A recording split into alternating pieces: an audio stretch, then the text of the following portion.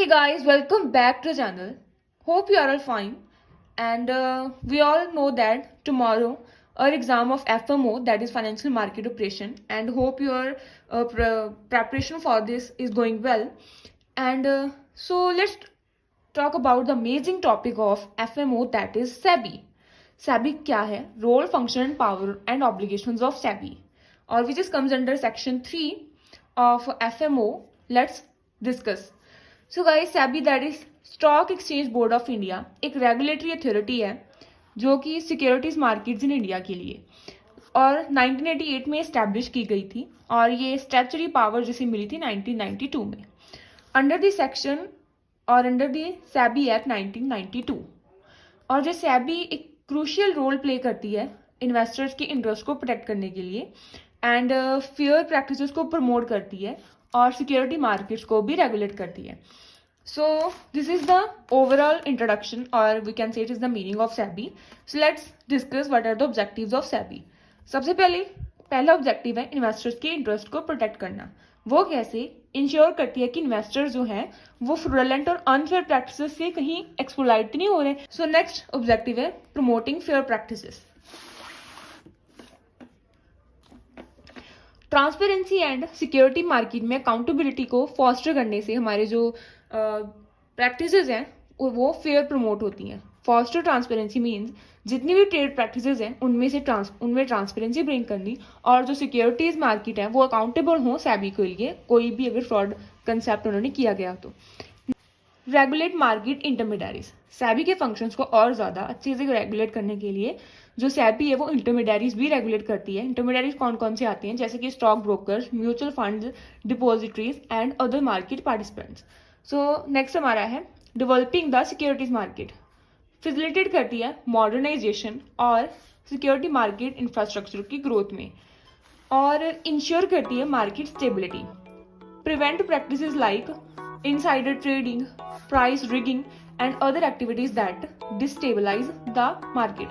Price rigging का मतलब होता है जो प्राइस चलता आ रहा है उससे ज्यादा प्राइस लगाने से एक्स्ट्रा प्रॉफिट जो चार्ज करते हैं इलीगल होता है जो उसे प्रिवेंट करने में हमारी सेबी है वो हेल्प करती है।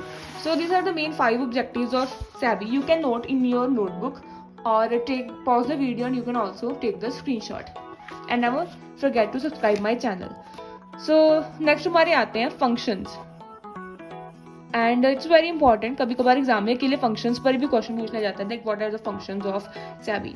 सो पहला आता है प्रोटेक्टिव फंक्शन। प्रोहिबिट करती है फ्रॉडलेंट प्रैक्टिसेस को कि कहीं मार्केट में धोखाधड़ी का काम ना हो रहा है उसे प्रोहिबिट करती है, उसे प्रिवेंट करती है और ट्रांसपेरेंसी ब्रिंग करती है। इन्वेस्टर्स को एजुकेट करती है, अवेयरनेस क्रिएट करती है इन्वेस्टर्स में कि कौन कौन से जो मार्केट में मैनिपुलेशन टेक्निक्स यूज की जा रही है इन्वेस्टर के इंटरेस्ट को लेकर। सो इन्वेस्टर के ट्रस्ट किन किन वजह से खतरे में पड़ते हैं उन्हें अवेयरनेस क्रिएट करना, that is the function of SEBI. और रिजॉल्व डिस्प्यूट्स, बहुत सारे टेक्निक्स और टूल्स को यूज करते हुए जो सेबी है वो इन्वेस्टर्स में डिस्प्यूट जो चलता है वो भी रिजॉल्व करती है। तो नेक्स्ट आता है रेगुलेटरी फंक्शंस। स्टॉक एक्सचेंज को रेगुलेट करना जिससे हमारी इंश्योर स्मूथ फंक्शनिंग हो। जो हमारी सेबी है वो स्मूथ फंक्शनिंग इंश्योर करती है मार्केट में।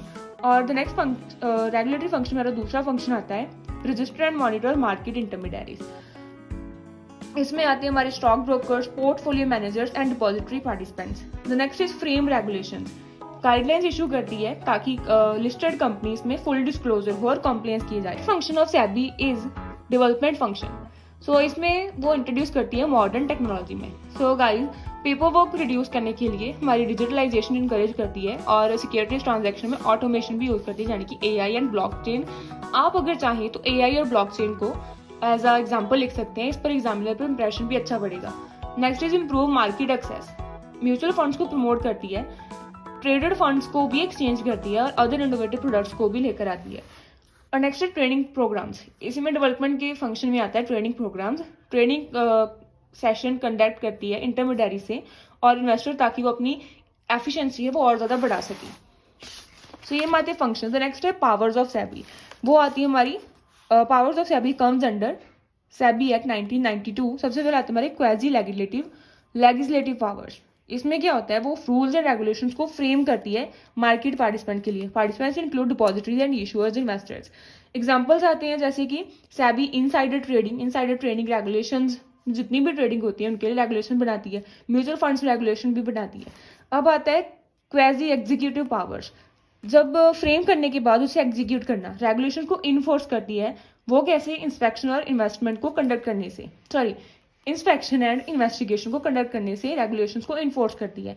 The next is SEBI orders can be appealed before the securities appellate tribunal. Appellate tribunal से पहले सेबी के जो ऑर्डर हैं वो भी अपील किए जा सकते हैं. Next is quasi judicial powers. इसमें आता है झगड़ों को रिसॉल्व करना, और हमने ये सेमेस्टर 4 में पढ़ रखा है.